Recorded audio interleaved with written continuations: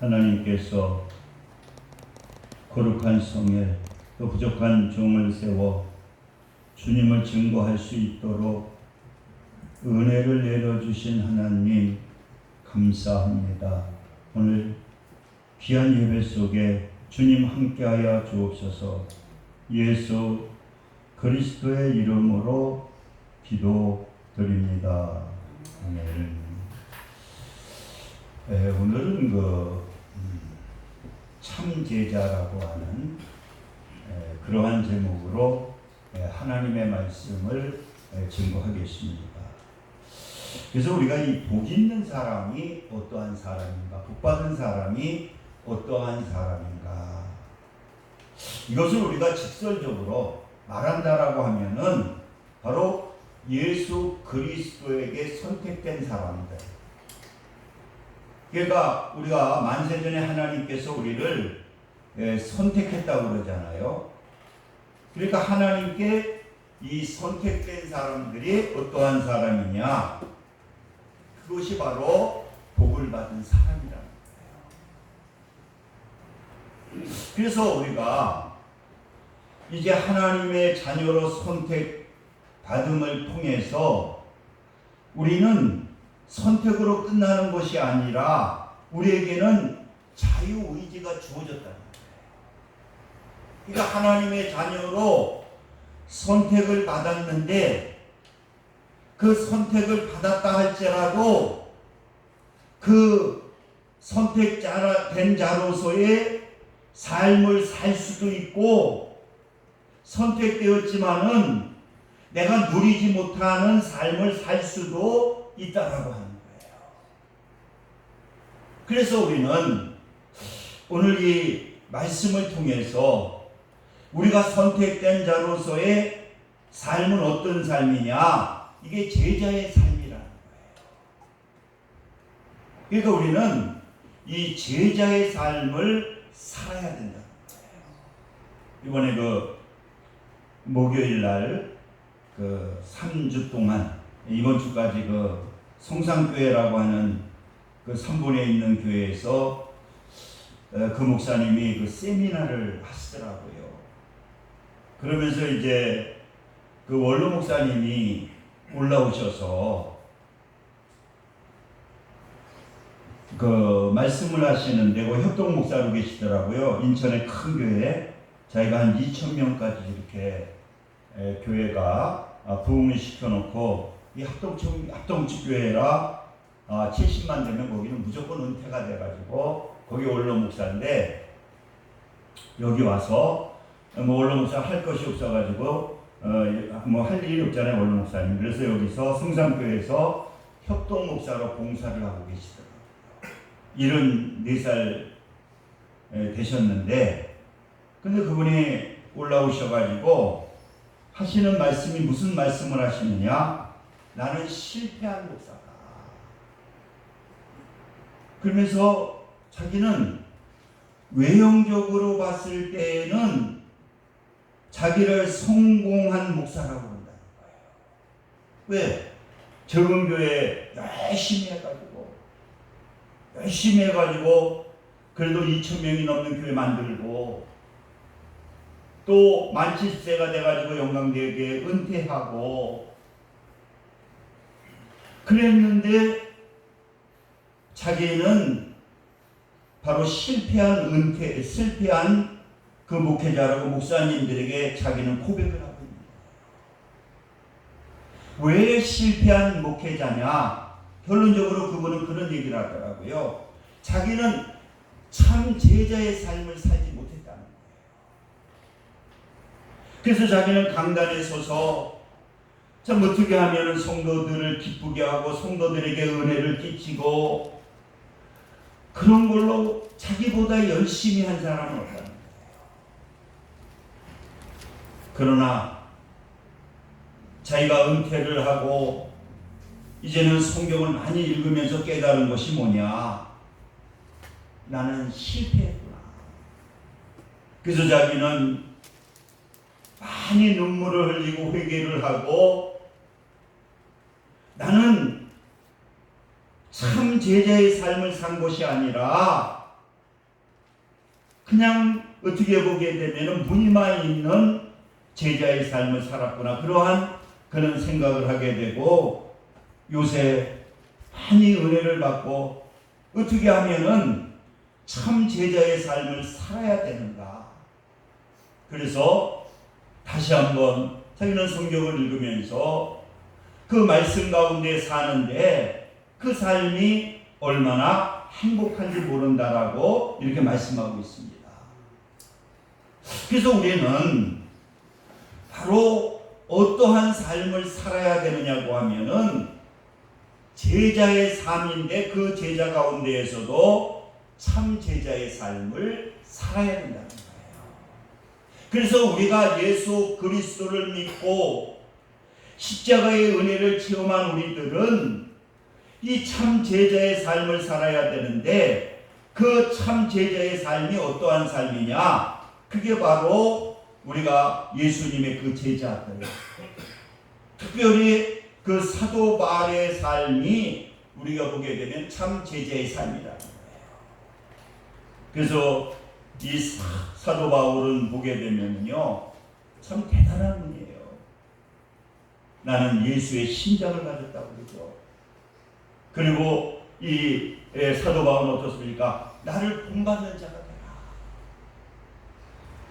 나도 옛날에는 모든 것들을 내 중심으로 살았지만은 예수 그리스도를 만나면서 내가 가지고 있는 학문, 내가 가지고 있는 어떠한 가정의 권위, 이 모든 것들을 포기하고 그리고 어떠한 삶을 살았느냐고 하면은 자기는 그 모든 것을 분토처럼 여기고 나는 예수님의 삶을 살았다는 거예요. 십자가의 삶을 살았다는 거예요.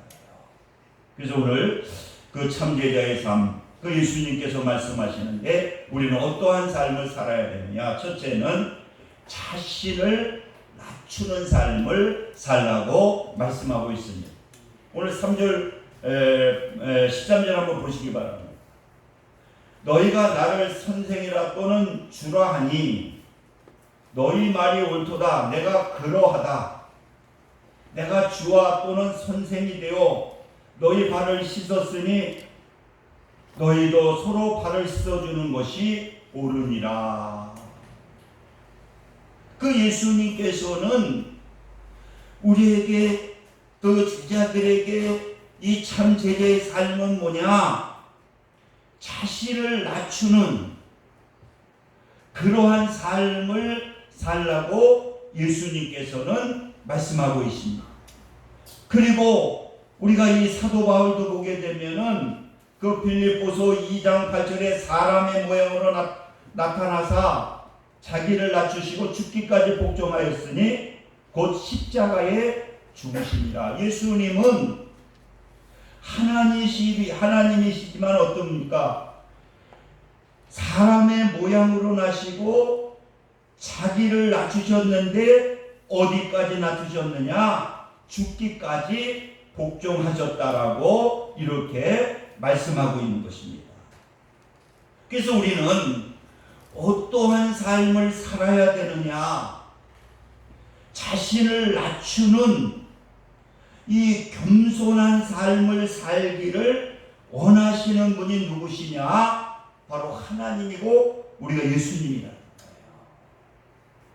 그러니까 예수님을 바로 믿는 하나님의 자녀들은 어떠한 삶을 사느냐고 하면은 예수님의 삶을 사는데, 예수님의 삶이 어떠한 삶이냐? 낮추는 삶이고, 그 삶이 어떤 삶이냐? 겸손한 삶이라는 거예요.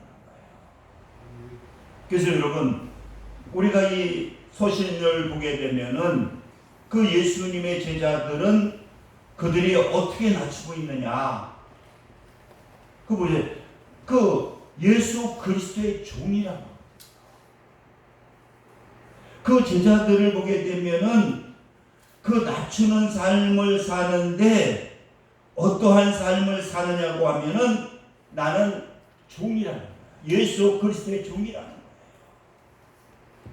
그리고 그 낮추는 삶을 실천하게 될 때에 어떠한 역사가 나타나게 되느냐? 예수 그리스도의 향기가 풍기게 된다는 거예요.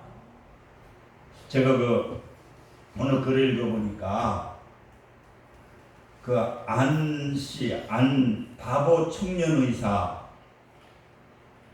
이분은 33살에 군대 가서 군의관 하다가 유행성 출혈이 걸려서 죽었습니다.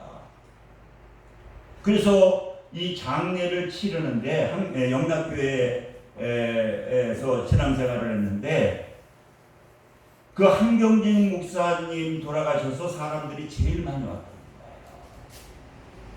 그런데 한경직 목사 이후에 그 장례를 치를 때에 제일 많이 온 사람이 누구냐? 이 33살의 군의관, 이 안시성을 가진 이 군의관이 죽었는데 한경직 목사 이후에 그분이 장례를 치를 때 제일 많은 사람이 왔다는 거예요. 여러분, 우리가 생각해 보면은 33살 먹은 의사가 죽었는데 왜 그렇게 사람들이 많이 장례에 참석을 했을까? 그런데 어떤 사람이 참석을 했느냐고 하면요, 보니까 그 어느 분은 왔는데 그 구두닦이가 하나, 노인네가 하나 왔더라는 거예요. 그런데 이 구두닦이는 그 청년 의사 그 병원 옆에서 구두를 닦는 그러한 그 분인데 그분이 와서 눈물을 흘린다. 그런데 이 의사는 스타가면 자기 그 구두 닦는데 이 청년 의사가 온다. 그런데 얼마나 이분이 겸손한지, 그래서 구두를 닦을 필요도 없는데 구두를 닦으면서 할아버지 힘들지 않느냐고, 또 외롭지 않느냐고, 그럼 외로우시면 그 예수님 믿으시라고 그러면서 아주 그 진심된 마음으로 그 의사지만은 그 낮은 자세로 최고의 경호와 최고의 그 배우를 해주면서 또 돈도 많이 주면서 그렇게 그 구두 닦는 할아버지를 갖다가 되게 존경을 하더라고요. 또 어떤 사람이 찾아왔나 영정사진을 보고 오열하는 그 아주머니가 있었는데요. 그 아주머니는 그 병원에 그 세탁 카드를 끌고 세탁하는 그런 아주머니인데 다른 의사들은 거들떠도 안 보는데요. 이분은 쫓아가서 힘들지 않느냐고, 그리고 왜 이렇게 얼굴색이 좋지 않느냐고, 몸이 좋지 않느냐, 그렇게 몸이 좋지 않다고 그랬더니 이분이 그걸 생각을 해봐는 또 약을 재가지고 아주머니한테 주면서 건강관리 잘 하시라고, 이렇게 무시해야 될 사람들을 항상 이렇게 존경하고, 그리고 그렇게 아주 다정다감하게 해주고, 그리고 자연스럽게 그 몸에서 예수 향기를 풍기더라는 거예요. 또 어떤 분은 찾아왔는데 이분은 어린아이가 입원을 했는데 그 선생이 그렇게 어린아이를 사랑해주면서 약속을 했다는 거예요. 너 내가 태어나면은 내가 장난감 선물을 하나 사줄게. 그런데 이분이 돈이 없어가지고 그냥 벼랑간에 일찍 퇴원해서 그 의사 선생, 그 젊은 의사 선생하고 얘기도 안 하고 그냥 이제 시골로 내려간 거예요. 그 자기가 보니까 이 어린아이가 퇴원을 한 거예요. 그러니까 이분은 약속을 지키기 위해서 저 시골 그 지방에 사는 분인데 그 차트에서 주소를 찾아가지고 그 어린아이를 갖다가 그 먼 시골을 찾아가서 그 선물을 전달하고, 왜? 약속을 했기 때문에 약속을 지켜야 된다. 그래서요, 이분이 나중에 이제 책을 쓰는데 이로 말할 수 없는 그 낮은 자세에서 봉사하고, 그리고 그는 항상 글을 쓸 때 자기는 예수의 스티그마 안수연이라고 항상 얘기를 한다는 거예요. 그러면서 그는 무슨 얘기냐? 나는 예수님의 흔적이다. 그래서 최고의 낮은 자세에서 그 자기보다 더 어려운 사람, 낮은 사람을 존경하고 또 진실한 마음을 비춰주게 될 때에 33살에 그 예수님의 나이에 죽었지만은 많은 사람들에게 영향을 끼치고 나중에 책이 나오게 됩니다. 여러분, 이 하나님께서는 우리가 참 제자가 되기를 원하시는데 그 참 제자가 되는 것이 뭐라고 예수님은 말씀하시느냐? 자신을 낮추고 겸손한 자의 삶을 살라고 말씀하시고 계시는 겁니다. 할렐루야. 그래서 우리는 참 제자는 겸손한 자, 참 제자는 자신을 낮추는 삶을 살아야 된다는 겁니다. 그리고 두 번째로 참 제자의 삶은 뭐냐? 배운 것을 행해야 된다는 거죠. 우리 15절 한번 보시기 바랍니다. 우리 같이 한번 읽어볼까요? 시작. 내가 너희에게 행한 것 같이 너희도 행하게 하려 하여 오늘 보였노라. 우리가 기독교가 왜 욕을 먹느냐? 말은 잘한다는 거예요. 말은 잘하는데 무엇이 문제가 생기느냐? 이 실천이 없다는 거예요. 오늘 참 저는 이 성가대에 그렇게 많이 나오진 않았지만은 참 은혜가 되더라고요. 이러한 교회가 되기를 원한다고 하는 그 가사 하나가 뭡니까? 예수님이 나타나요. 그러니까 여러분, 이 참 제자는 어떠한 사람이 참 제자냐? 그 제자라고 하는 것은 철저하게 그 사람의 말을, 그 사상을 믿고 그 사상을 실천하는 것이 뭐냐? 이게 제자라는 거예요. 우리 예수님 되게 뭡니까? 인간의 대표로서 자기를 철저하게 버리고 완전히 하나님의 뜻대로 살았잖아요. 그게 예수님이거든요. 사도 바울도 마찬가지입니다. 자기를 모든 걸 본토처럼 여기고 나는 예수님의 심장을 가졌다. 그리고 철저하게 그 예수님을 따라간 사람이 누구냐? 이분이 사도 바울이라는 거예요. 그래서 참 제자라고 하는 것은 뭐냐? 바로 그 하나님의 말씀을 들었으면 그 하나님의 말씀에 순종하는 것. 그 하나님의 말씀을 듣고 하나님의 말씀에 순종하는 것이 뭐냐? 이게 제자라는 거예요. 왜 사도 바울이 참 제자입니까? 그는 철저하게 그 예수님의 말씀을 듣고 그 예수님의 말씀에 환경을 초월하고 여건을 초월하고 모든 걸 초월하여 순종하게 될 때에 이 사도 바울은요 참 제자의 삶을 살았다는 거예요. 우리 야고보서에도 보게 되면은 이 야고보 사도는 어떤 말씀을 행함이 없는 믿음은 그 자체가 죽은 거라는 거예요. 그렇기 때문에 우리가 참 제자는 뭡니까? 그 말씀을 들었으면 그 말씀에 순종하게 될 때에 하나님이 역사하신다. 그 송상교회 목사님 그런 얘기를 하시더라고요. 이제 코로나가 시작되면서 교회가 너무 이제는 큰 교회도 예배를 못 드리고 헌금이 안 나오니까 이제는 그 직원들이 많잖아요. 월급을 줘야 되는데 이것도 모자랄 것 같더라고요. 그런데 그래도 교회가 크니까 연락이 왔다는 거예요. 좀 어려운 데를 좀 도와줬으면 좋겠다. 근데 자기도 지금 어려운데 근데 말씀을 보면서 자기가 은혜를 받고 순종을 했대. 그래서 내가 어려워도 우리 교회가 어려워도 그래서 장로님도 원하고 우리 이 어려운 교회 한 20교회를 100만 원씩 도와주자. 그때 이거 장로님들이 그 순종을 잘하신대요.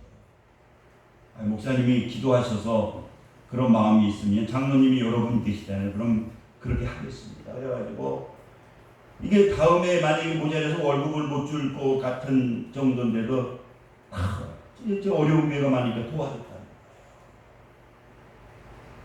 거예요. 그랬더니 하나님이 그 말씀에 순종하니까 그 바로 도와주고 나서 막 그 교회 집사님이 11조를 하는데 뭐 물건을 무슨 건물을 팔았는지 뭐 2천만 원인가 뭐 11조가 들어오고 그러면서 11조가 들어오고 헌금이 들어오기 시작을 하는데 그래서 작년 코로나 제일 어려울 때 자기가 자기 교회에서 한 1억 정도를 그래서 어느 또 그 선교 3,500해서 1억 정도를 줬는데도 부족하지 않다. 그래서 제가 깨달은 것이 뭐냐. 하나님의 말씀에 순종하게 되면은 하나님은 머리털 하나까지 세심 받으시고 또 하나님은 우리의 모든 것을 아시는 분이기 때문에 그 순종하게 되면은 누가 책임져 주시느냐? 하나님께서 주님께서 책임져 주시는 그러한 역사가 나타나게 되는 거예요. 여러분, 참 제자는 뭐냐? 하나님 배운 것, 그것을 갖다가 실천하는 것이 여러분 참 제자라는 거예요. 그리고 마지막으로 참 제자는 뭐냐? 의미를 알고 섬긴다는 거예요. 오늘 17절 한번 보시기 바랍니다. 같이 한번 읽을까요? 너희가 이것을 알고 행하면 복이 있으리라. 아멘. 우리가 다른 종교들은 하등 종교입니다. 무조건 빌면 된다고 그러고 우리가 뭐 불교 가면 그냥 뭐 거기 둥글둥글한 거 돌리기만 하면 뭐 불교를 다 읽은 거하고 똑같다 그러고 그러나 우리 기독교는 무슨 기독교냐? 고등종교라고 그러잖아요. 고등종교는 뭐냐? 의미를 알고 섬겨야 된다. 그러니까 오늘 본문에도 말씀한 것처럼 우리는 너희가 이것을 알고 행하면 복이 있으리라. 그러니까 우리는 이 참 기독교인은 뭐냐고 하면 바로 알고 비밀을 알고 섬겨야 된다라고. 그래서 우리가 로마서에도 보면은 로마서 1장 16절 내가 복음을 부끄러워하지 아니하노니 복음은 모든 믿는 자에게 구원을 주시는 하나님의 능력이 됩니다. 왜 우리가 십자가를 왜 우리가 예수를 부끄러워하지 않느냐? 이 예수의 이 복음에는 뭐가 있느냐? 구원의 능력을 하나님께서 주신다.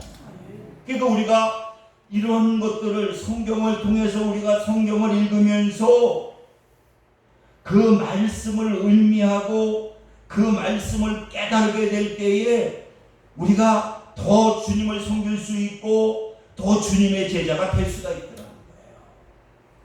그 원로 목사님이 고백을 하시더라고요. 저는 한 30년 목회를 하면서 성경을 정독한 적이 없다. 근데 이제 목회가 끝나고 나서 이 성경을 정독하니까요. 야, 성경에 너무 그 진리를 깨닫고 그 진리를 갖다가 깨닫게 되니까 너무 행복하다는 거예요. 근데 내가 왜 이렇게 그때는 왜 그렇게 설교를 했을까? 내가 바로 알고 전했으면은 그 성도들을 갖다가 더 예수님의 제자로 만들었을 텐데 자기 그게 자꾸만 회개가 돼가지고 이 말씀을 보다가 많이 눈물을 흘리고 회개가 된다는 거예요.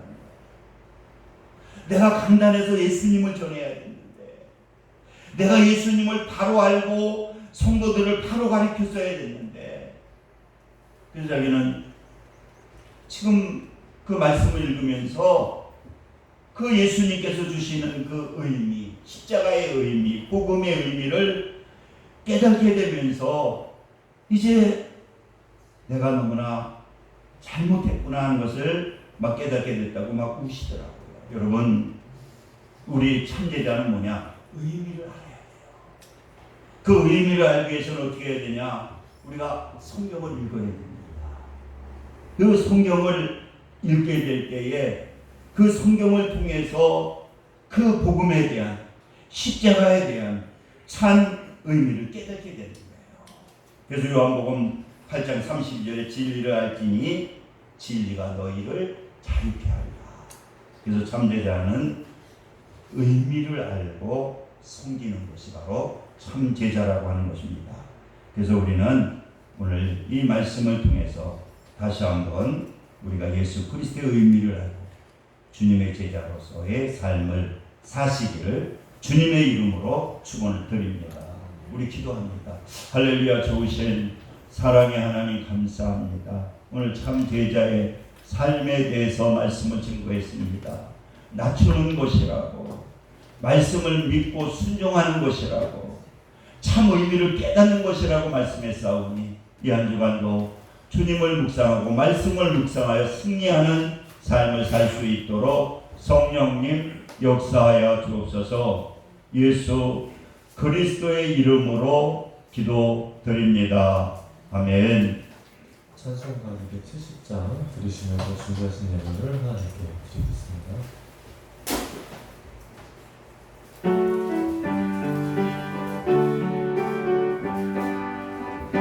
변찮은 주님의 사랑과 거룩한 보혈의 공로를 우리가 찬양을 합시다. 주님을 만나볼 때까지 예수를 깨끗게 하시는 주시니 그의 피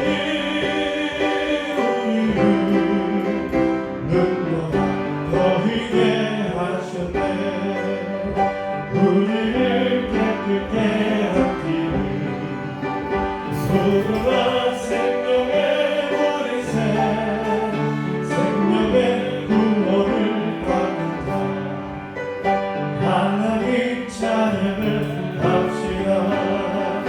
예수를 깨끗게 하시는 주시니 그의 피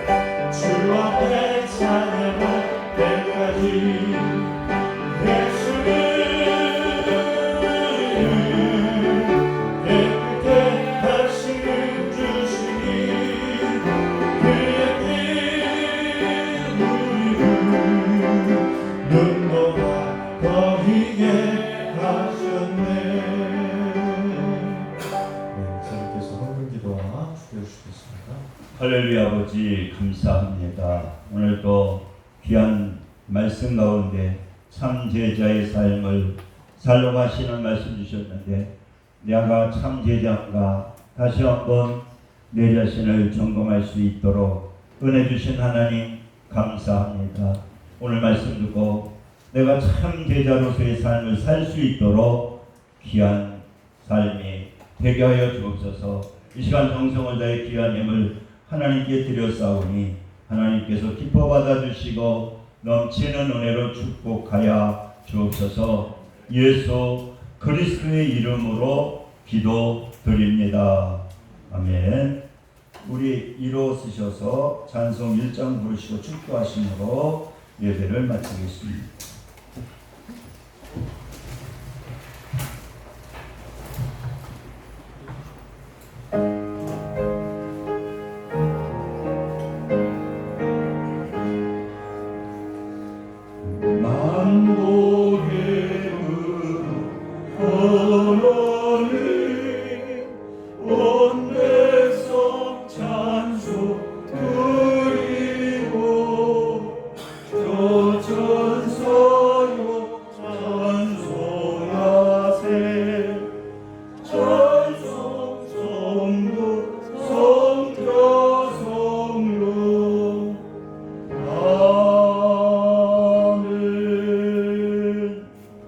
지금은 우리 주 예수 그리스도의 은혜와 하나님 아버지의 극진하신 사랑하심과 성령님의 내주교통 역사 충만 감동하심이 오늘 예배를 드리는 믿음의 성도들 위에 지금부터 함께 하시기를 간절히 축원하나이다. 아멘.